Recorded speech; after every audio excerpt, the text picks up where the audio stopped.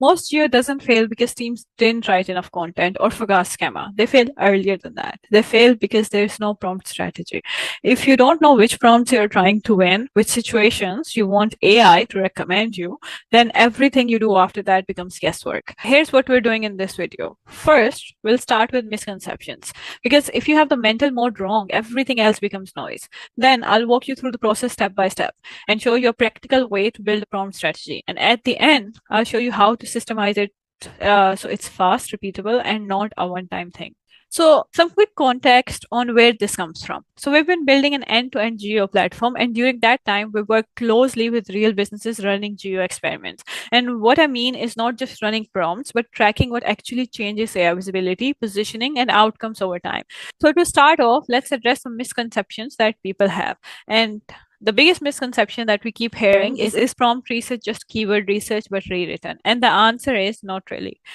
Keywords are fragments, they're words. Prompts are decision situation. Because when people use AI search, they don't type two words. They ask long contextual questions with intents and constraint. So for example, a keyword might be bathroom accessories, but a real decision prompt sounds more like best bathroom accessory brand for a high-end remodel in Arizona with fast shipping. And that difference matters because that one prompt already tells AI who is it for, what they care about, what best means for them in this situation. But now here is what goes wrong in practice for GEO. Because prompts don't have search volume, people assume the best move is to track as many prompts as possible. But the problem isn't too many prompts. The problem is too many prompts with no map. If the prompts you're tracking doesn't connect to a real buyer decision, a product line, or a realistic win condition for you, then even if your visibility score changes, you still won't know what to do about it. So misconception number one usually turns into a messy prompt list, and that becomes random GEO. And we've seen that with a lot of the customers and a lot of other platforms as well, where they're tracking hundreds of prompts. However, when it comes to optimization, they have to go in and find the prompts that they actually care about, creating more noise and more work. So we would recommend to start by understanding what actually matters to you, which prompts do you actually want to rank for. Okay, so now let's move on to misconception number two. And I hear that one all the time, that if we want more visibility, shouldn't we just target broader prompts? And that makes complete sense if you're coming from SEO, because broader keywords usually means more volume. But in AI search, broad prompts often do the opposite. They usually push you into generic answer where AI defaults to the safest, most universal brand. Now, to understand why, we need one mental mode, and here it is. AI isn't trying to crown the best brand in the world. It's trying to answer who is eligible in this situation. And eligibility is basically, does this brand clearly fit all the constraints? The user, the location, the budget, the use case, and what the user cares about. And if the prompt is broad, those constraints aren't there. So AI plays it safe. That's why if someone asks, what is the best furniture brand to an AI search engine, you'll often hear IKEA. Not because IKEA is perfect, but because it's the safest answer across most budgets, most styles, and most locations. So the takeaway is specific prompts aren't smaller, they're clearer, and clarity is what makes you eligible to be recommended. So let's look at the third misconception, which is not exactly a misconception, but more like a concern and a question. Because people often talk to LLMs in form of different chats, and LLMs often even have memory from other chats as well. So people often ask that how does that translate into actual correct prompt research? Because yes, the answer for those prompts would differ if an LLM has context or memory about who the user is and what their needs are. So let's look at the example of interior designer.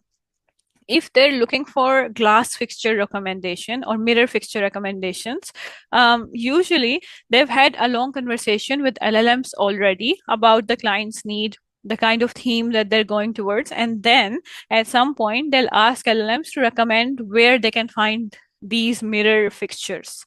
And in that case, the response that LLMs give them will take that conversation into account. So what we found is a practical solution that anyone can use, even without our platform or any platform. So when you encode personas and constraints directly into prompts, the outcome overlaps heavily with what we see in real life conversational flows. So in our internal comparisons, what we saw was around 70% similarity. So practically, constraints that you put in the prompt or while prompting, they can behave like a memory that an LLM might have. So now let me translate this into some actionable method that you can actually use for your prompt research. So the first thing I will do is start with a demand proxy or an interest proxy. And the best way to do that is to actually use keyword research. Now, you might already have some keywords that you're targeting for SEO. You could use those, or you can even generate your own keyword strategy if you do not already have. Oftentimes, this would be directly linked to your product lines and the products that you're targeting as well. And this would be a great starting point to understand which area you want to target. But you need to remember that keyword volume does not translate directly to prompt volume. So one keyword can lead to thousands of prompts, but most of those prompts would not be product discovery prompts. So for that is considering that your intent is to generate leads or sales, then for you, these would not be relevant. Now, once you have your demand proxy, now this part is the most challenging if you're not using a tool, and that is to turn that into real questions. And for that, you need to look into how do users actually communicate with LLMs. But the great part is that here you don't need to know like a whole depth of it. You need to know how users interact with LLMs when it comes to product discovery. So for that, what you can do is look at the web. You can look at Quora, you can look at different community websites, Reddit, and even your own platform where users send you questions. You can understand what kind of questions are they looking for, what kind of product, how are users doing product discovery. And if you communicate with your customers as well, you'll have an information on what kind of questions are they asking. And that could be your starting point on how to convert it into actual real decision questions. And then once you have that, you need to divide that for decision intent. And that should be easy. And what I mean by decision intent is like, if your goal is leads and revenue, prioritize prompts that signal buying behavior, like recommendation prompts or comparison prompts, like which brand is better, alternative products. If you have a major key player in your industry and you're specializing in a niche, those could be the prompts that you target as well. And finally, and this would be the part which is most important, which makes it an actual strategy, is add eligibility constraint. You decide who is your target audience, what is your unique selling point, and which product line is this target audience and is this unique selling point for. So it becomes, for this product, this target audience, this value proposition, these are the prompts that we want to win. Now, all of this can be done manually, but you can also do it through the platform. And let me show you what that looks like. When you add your brand to ReachLLM, the first thing you will see is brand information step. So what we do is we show you your company description, target audience, key products, and unique value proposition. And then we ask you to amplify it, improve it based on your internal goals and your vision for your brand. And you can also upload documents here as well. Now, then the platform will use this context. It will find relevant, high intent keywords tied to your product, analyze how people search across the web for you, and generate prompt clusters that are mapped to your product lines, as you can see here. So typically, you'll get prompts grouped into buckets that are related to your product lines, but you can customize it as well. So if you're focusing on one product line and then prompts related to different features in that product line, you can ask the agent to update the prompts based on your strategy and your needs.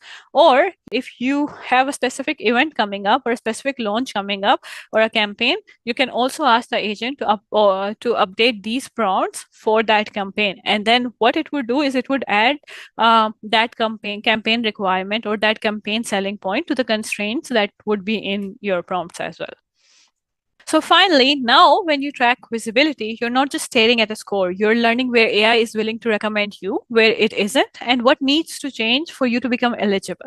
Because at the end of the day, prompt research isn't about coverage, it's about targets. If you don't know which prompts you want to win, you don't have a GEO strategy.